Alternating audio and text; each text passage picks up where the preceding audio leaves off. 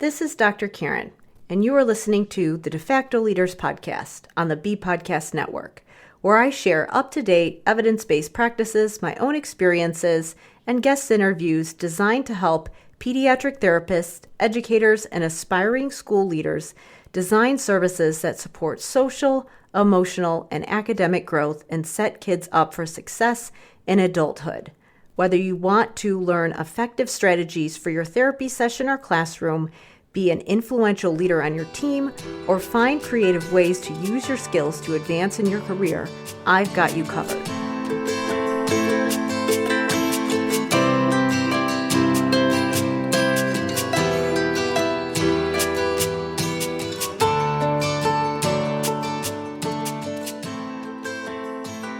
Hey everybody, it's Dr. Karen, and welcome to episode 223 of the De Facto Leaders podcast on the B Podcast Network. Ever feel like your school is trying all the right strategies like social skills groups, planners, behavior charts, but students still struggle with time management, motivation, and peer relationships?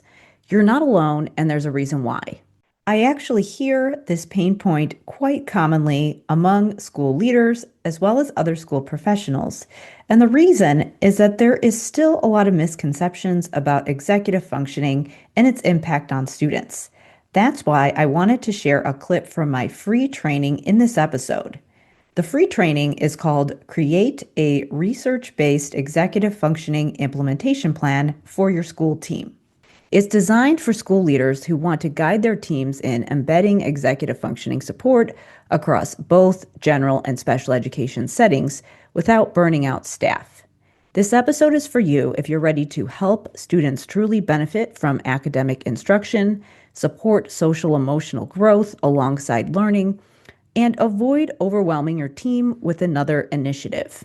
In the training, I'll reveal why social skills groups often fall flat and how to really boost students' emotional regulation and peer connections, the truth about planners, lists, and behavior charts, and why they're not improving students' time management or motivation, at least the way most people implement them, and the 3 key elements school teams need to support executive functioning across general and special education without burning out staff. So in this episode, it is a clip of the first half of the training. So I share element number 1. And if you want to listen to the full training and see it in video format and learn about all 3 key elements, you can go to drkarendudek-brannan.com/EF-Teams.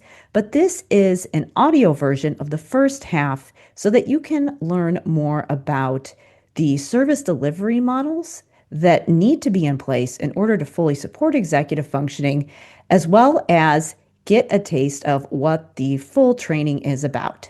So again, if you are interested in learning more about how to create a research-based implementation plan for your school teams that supports executive functioning, check out my free training at drkarendudek-brannan.com/EF-Teams. Now let's get into the episode where you can hear the first half of the training.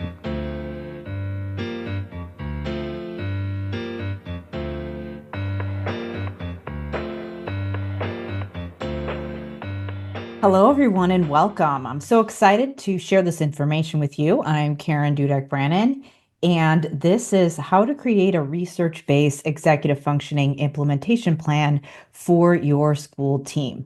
So we're going to do some quick housekeeping in just a minute here. Just to give you a quick introduction.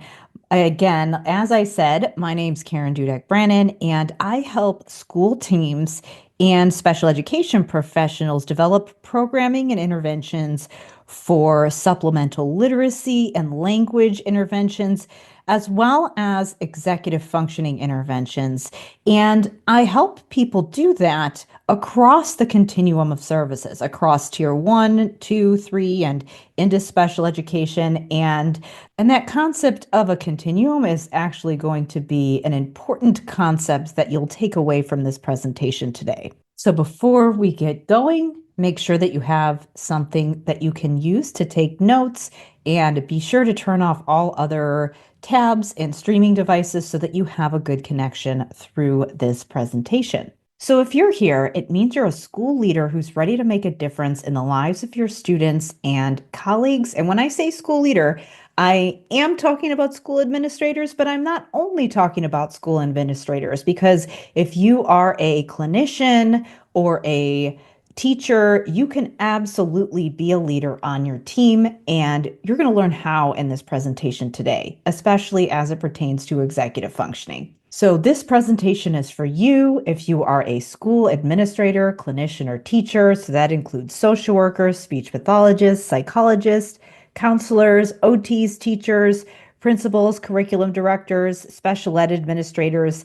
And this is not an exhaustive list. I know that there are many other interventionists that would be interested in learning about executive functioning. So if you are someone who is supporting kids on a school team from early elementary all the way through high school, then this presentation is for you. So let's take a minute and talk about why you're really here.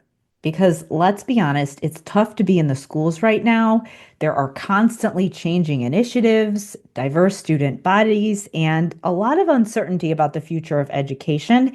And it's a juggling act. And there's no making everyone happy. And no matter what, you feel like you aren't doing enough, especially when you're working with students who experience anxiety and overwhelm with new challenges, who refuse or avoid difficult tasks or require constant prompting, who struggle to complete work or things that don't offer immediate gratification, who complain of boredom and have little tolerance for tasks that require repetitive practice, who have difficulty filtering distractions or controlling impulses, misunderstand directions, struggle with transitions, appear several steps behind, or experience emotional outbursts and tend to have very intense emotional reactions, or have difficulty making and keeping friends, or working collaboratively with others, both other kids and adults. And then finally, those students who make self-defeating comments, who struggle to transfer skills from one setting to another, or don't seem to learn from past mistakes, and are frequently referred for discipline issues. So I'm guessing that many of these things sound familiar.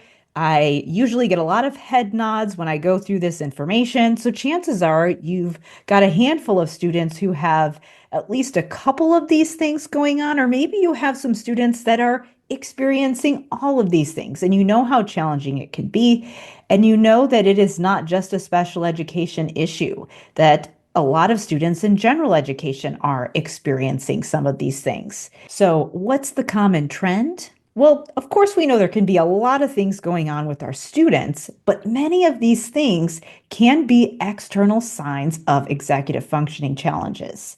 And working on executive functioning, even if there are many things going on with your students, can be an important protective factor that supports language and cognition, as well as some of the other challenges that students might have going on in their lives. But I'm guessing that you might already know that since you decided to sign up for this presentation. So that's why today I'm going to go through the components of a successful executive functioning implementation plan.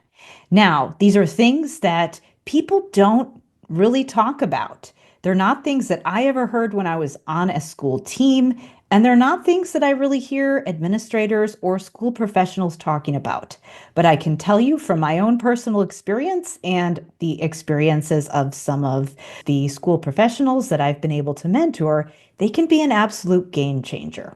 So as we go through this presentation, I wanted to let you know that you can turn closed captioning on at the bottom right-hand corner of this video, just so that you can make sure you soak up all of the important information. And then there is actually on the bottom right-hand corner of not the video screen, but the web page that this video is sitting on, there is a little blue chat box that you can use to send me a question, and I'll be able to answer your question within the next day or two.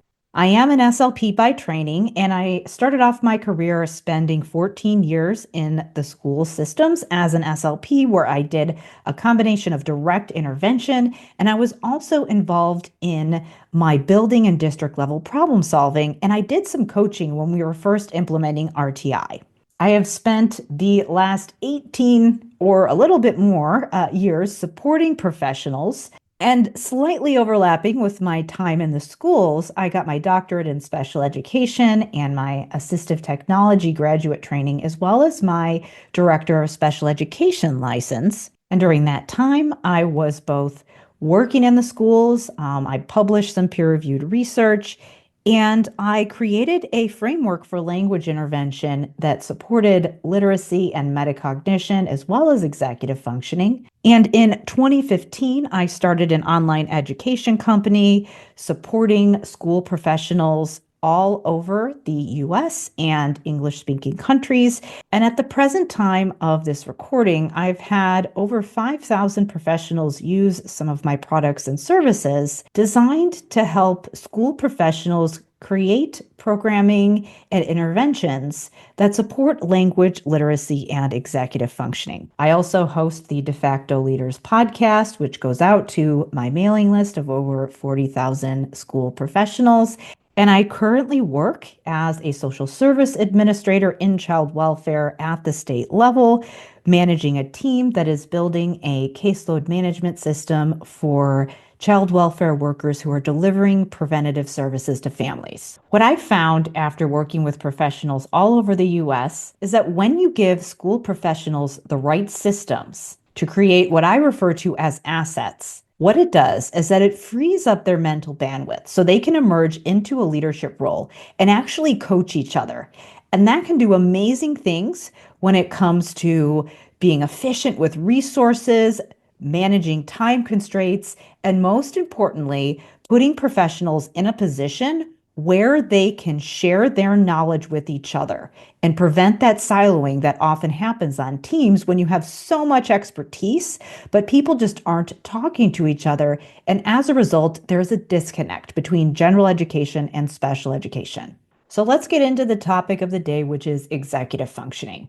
Now, obviously, you probably have some idea what executive functioning is if you've decided that you thought this presentation was going to be useful. But let's start off with a definition, which is that executive functioning skills are those critical mental processes that work behind the scenes as your internal coach, acting like your brain's CEO. These powerful cognitive abilities help you manage frustration, make decisions, follow through on plans, envision the future, and adapt when things don't go expected.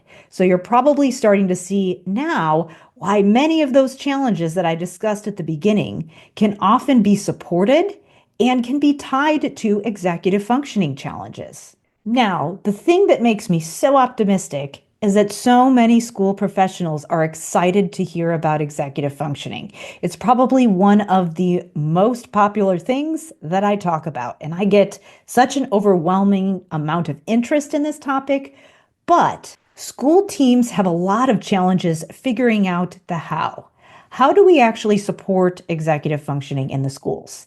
And they're seeing a number of different things. First, many clinicians and school professionals share with me that they see poor generalization. So they're working with kids in a therapy session or a special education setting, and students don't generalize to other areas of their lives, like the general education classroom or other things that they're doing throughout the day at home or in the community. Or when they are in those outside settings, and maybe this even happens in special education settings, they are incredibly prompt dependent and require so much help, which is very challenging for both those special education professionals who are getting overburdened and have so many students that they're supporting and are getting so many referrals and just can't meet the needs of all the students that they're supposed to be serving. But at the same time, the general education professionals are also feeling overburdened, and they have students who have IEPs and need accommodations, and it feels like a lot of extra work. And a lot of times, both the special education professionals and general education professionals are kind of getting dumped on because of the poor generalization and the prompt dependence. And they know they should be working together, but there are massive time constraints that are preventing them from finding the time to make that happen. The problem is that we are using the wrong service delivery model when we think about supporting executive functioning. So let's start with one very common tool or method of service delivery that I see done in the schools, and that many professionals either think they should be doing, or maybe their administration and their colleagues are telling them that this is what they should be doing, and that is the social skills groups. So I have a lot of speech pathologists, social workers, counselors, psychologists, special education teachers, people who are doing those specialized interventions where they're often pulling kids out of their classrooms to deliver some type of support. And a common way that they use that time is with the social skills group for kids who are having difficulty self-regulating, who are showing some of those challenging behaviors in their classrooms or other settings, or having a difficult time working with others and form relationships. The biggest challenge, you guessed it, there is typically very poor generalization with this model. Why does this happen? Well, typically a social skills group, like that picture on the left-hand side, is a very structured academic-like situation. And then kids have to take that information that they learned that typically involves something that is adult-led, and it's very structured, and they have to answer questions and explain what they hypothetically would do. But then they have to go out to situations like the one on the right, where there's a lot of things going on, and they've got to constantly read the room and use their working memory skills to process all kinds of information and make decisions and self-regulate on the spot. And it just simply doesn't transfer over. They're not actually practicing the skills that they need to work on in that setting. When we think about service delivery models, this is where the social skills group fits. So as you look at the screen that I'm sharing right now, think of these boxes as different types of service delivery. The ones in green are the ones that are actually happening. The ones with the red X's are the things that are not being done if we're using that social skills group model in isolation. So what we do have that's great is we've got some front loading. Maybe we're pre-teaching skills or having conversations with kids to give them some knowledge. We might be doing this in a direct therapy setting or maybe a resource room setting. And a lot of times what I see happening is that social skills groups are really utilizing what I refer to as contained lesson plans, where the social skills, quote, lesson plan is the entire intervention. It begins and ends with that lesson plan. And it doesn't really move to those other service delivery models that I've got on the bottom of the screen, which is real life application and review and evaluation.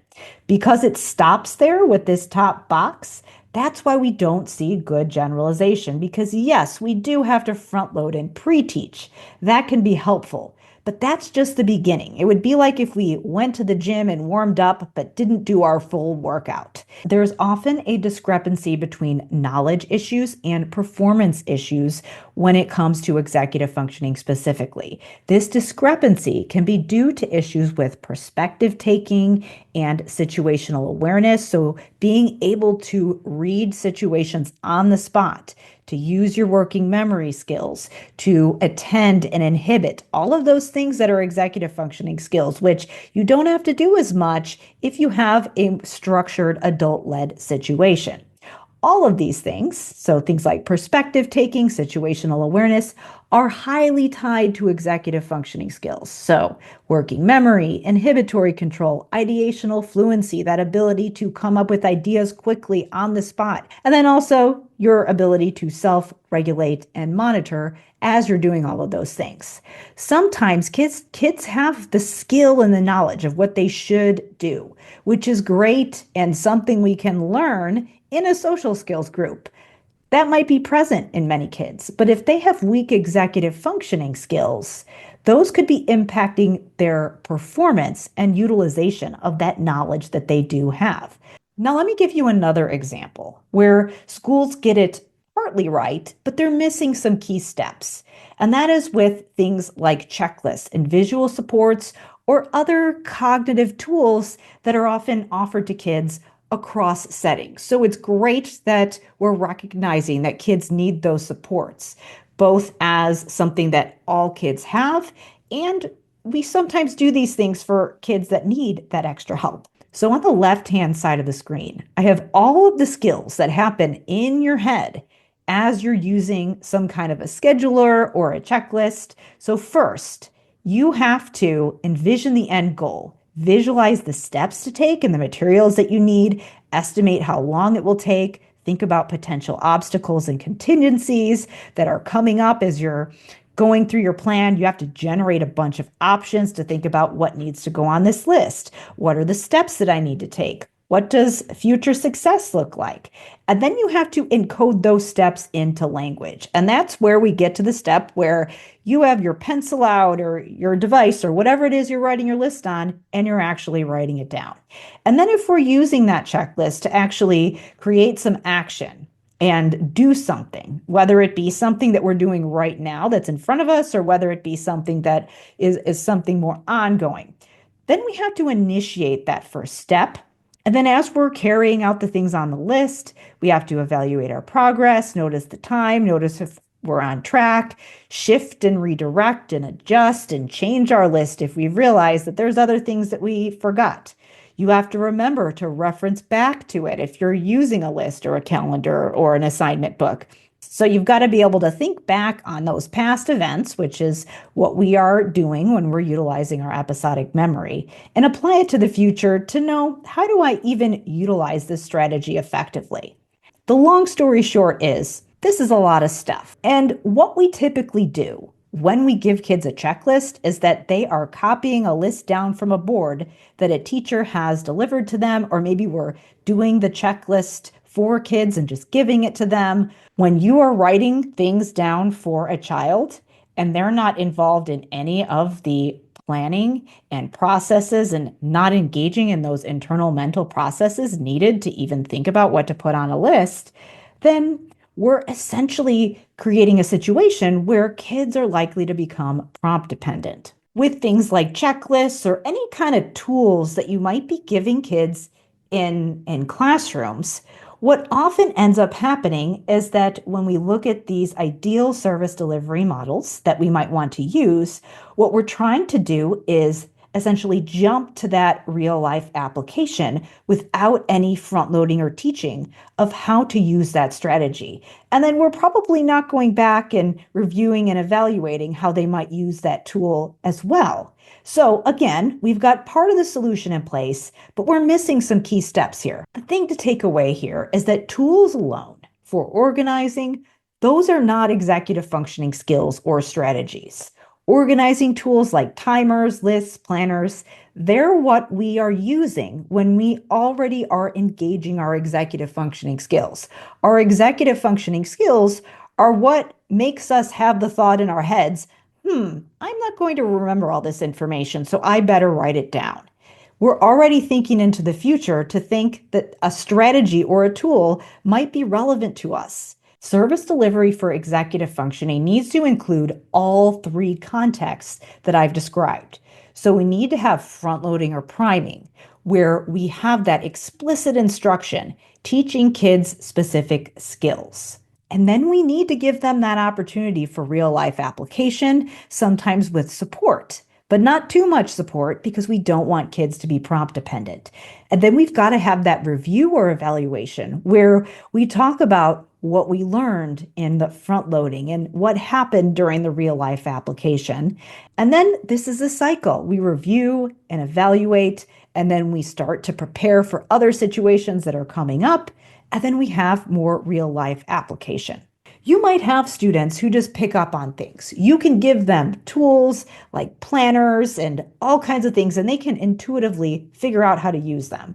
But those students who are struggling with executive functioning might need that explicit instruction in order to know how to use those tools effectively or to be able to benefit from some of the instruction that they're getting. Now, the biggest challenge with executive functioning is that it's so abstract.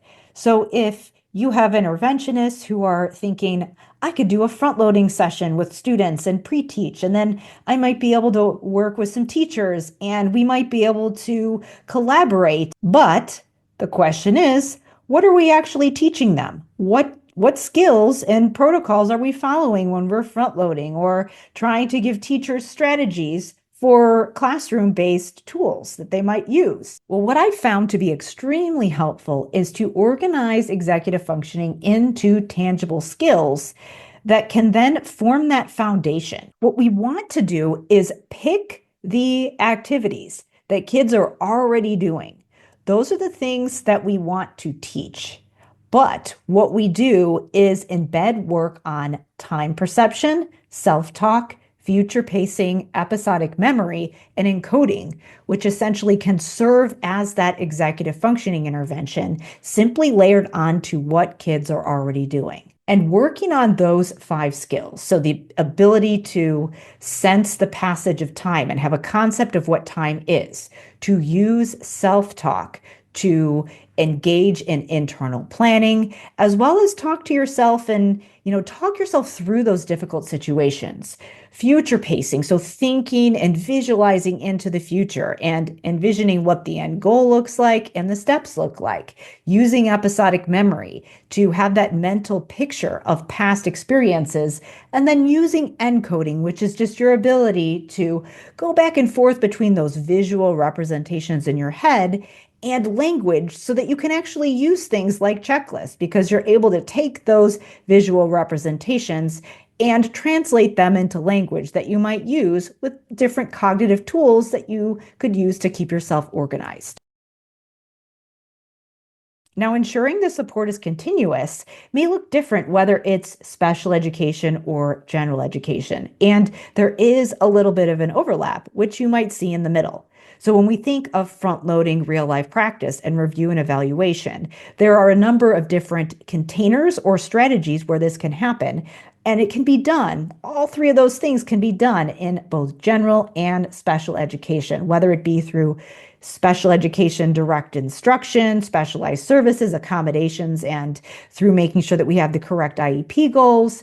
The thing to take away is that when it comes to special education, you might be doing front load and review for the purpose of delivering specialized services in accordance with IEP goals. But in general education, you can be doing it as a universal support initiative. So something that helps all of your students and helps teachers to target those curriculum standards and deliver the curriculum and use direct instruction for all kids. The big shift is that we want to stop thinking about executive functioning as something that is solely for special education, solely for those services that are on IEPs or those accommodations or those IEP goals.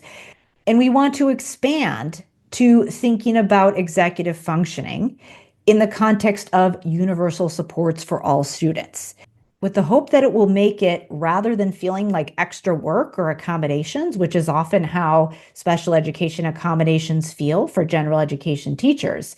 Instead, we want them to be ingrained habits that they can embed and have accessible to them to use for any student who needs it. When we increase the tools in everyone's toolbox, what that does is that it's going to take the burden off of those special education professionals, because they are going to get fewer referrals. And those students that do need specialized support are going to be better supported. And then for the general education teachers, making supporting executive functioning habit is going to help them better differentiate and implement executive functioning interventions with ease when they do need to do something above and beyond for a student that has special accommodations. Now, obviously, when I talk about up-leveling the skills of both general and special ed professionals, everybody thinks that that's a good idea.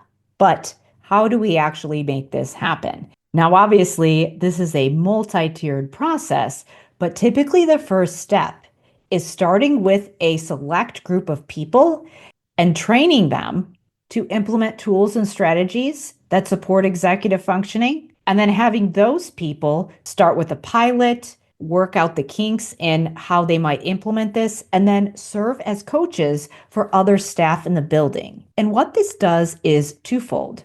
First, it helps people to get solid in what their process is so they can more easily have conversations with others. And it helps people who might be in that special ed teacher or related service provider role feel more confident in coaching their peers and going to them and to share their knowledge and expertise. Here are some examples of professionals that have gone through, and this is actually my language therapy program. And what I've been able to do with some of my intervention programs is teach therapists a framework that helps them feel confident so that they're clear on their protocol and they know how to explain it to other staff. And also so that they're spending less time planning for those direct interventions and they have additional bandwidth to be able to consult and support other people in their buildings. So if you were to choose a select group of people in the building, or maybe you, as a related service provider or special education teacher, you want to start this initiative in your building and maybe enlist the support from some of your peers to get this going. How would you get this started?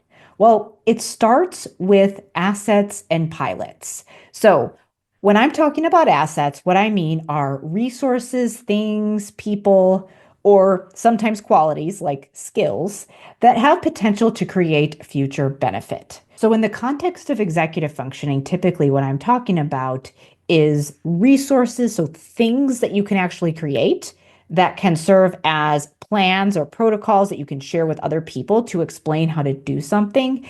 And then also protocols that you can kind of repeat without a ton of planning because you've gotten so good at going through the process. Now, when I'm talking about a pilot, I'm talking about a test of some kind of a plan or a project that's done before introducing it widely. As I said before, a lot of clinicians who have a ton of expertise are a little bit nervous about their own skills as a teacher or a clinician. And what they want to do is do some test runs on their own with the small groups of their students before they might go and approach another clinician or a teacher or maybe even their administrator. If we have this group of people that could potentially coach others, we've essentially created something, some kind of a program or intervention that we can easily share if there's going to be coaching and consultation. And this is exactly what I do in my School of Clinical Leadership program.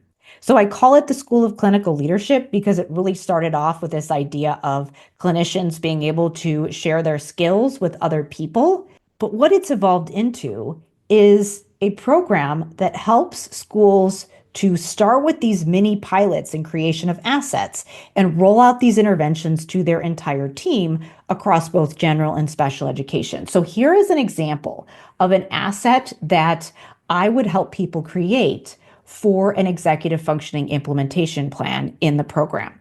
So what this is on the left-hand side of the screen, you see the time tracking journal. What this does is it walks through exactly how you would help a student plan, use things like self-talk and strategic planning, build their time perception skills, as well as their self-monitoring skills for anything that requires multiple steps. So I call this within tasks time perception because what it does is it helps kids engage in that strategic planning for something that might happen during a class period or a short intervention session. A common thing that people use it for would be getting your materials ready in the morning, maybe during morning routine. A lot of times kids have a difficult time getting their things together. It's something that parents could potentially use for helping their kids go downstairs and make a meal or get ready for school in the morning or make their bed and get ready for bed or clean their room. But during academic tasks, one of the most common places where I've used it is during writing interventions, which requires a lot of steps and can be really overwhelming for students. And then the other thing that I focus on where I recommend building assets for executive functioning is what I refer to as across tasks. So the time tracking journal is focused on time perception and planning within tasks. So within a short period of time for something that is right in front of you right now. And then across tasks would be over those long time periods. So planning over the course of an entire day or a week or maybe even a month. So developing an asset in a protocol that you can use with kids to start teaching some of those skills and start embedding into their daily tasks so they can get better at planning into the future and thinking ahead. Another type of asset that you could create would be protocols that help students through various social situations to build things like procedural knowledge and to understand the different social contexts that they might be experiencing. So that's another area where I support people in the School of Clinical Leadership. So these are just some examples of executive functioning assets that you can create to ensure that there is continuous support across tier one all the way through specialized services. So we have assets that support time perception within tasks, like the time journal that I talked about, time perception across tasks, which is also something that I support people with creating, social skills, front loading and review, which I also have a number of different protocols that you can use to create assets for that. Things like your individual or team master planning process, which is also something that I support people with, as well as asynchronous communication processes, ways for people to communicate and share their knowledge that doesn't require them to be in person.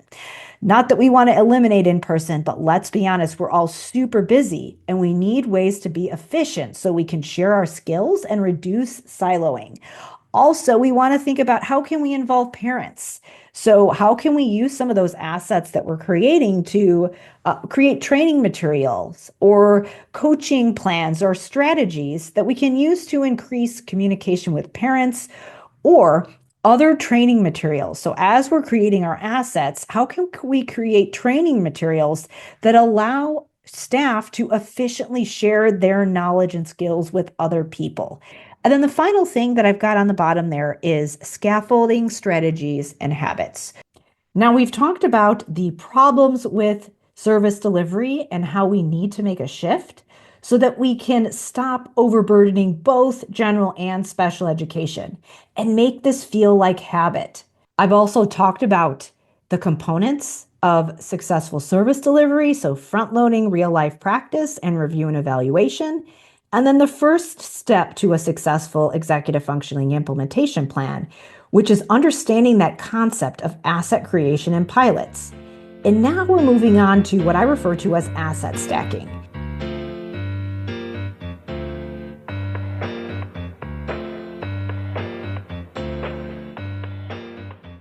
Thank you so much for listening. This is the part of the presentation where I get into the second element of an effective executive functioning implementation plan. So I discussed assets and pilots, and I was just about to start discussing asset stacking, and then the final component, which is master planning. So if you're interested in learning about asset stacking and master planning and how you can use them to create an executive functioning implementation plan that supports students in a way that's research-based, that improves generalization, and also doesn't overwhelm your team, then definitely check out the full training where you can also see the video version so you can see some of the infographics and visuals that I'm sharing as I'm presenting. So to watch the training, all you need to do is go to drkarendudek-brannan.com/EF Teams where you can sign up. Thank you so much for listening. If you enjoyed this episode, please leave me a rating or review on Apple or Spotify or wherever you listen to your podcasts, and please share it with your friends and colleagues if you know someone who needs this information. Thank you so much again, and I will see you next time.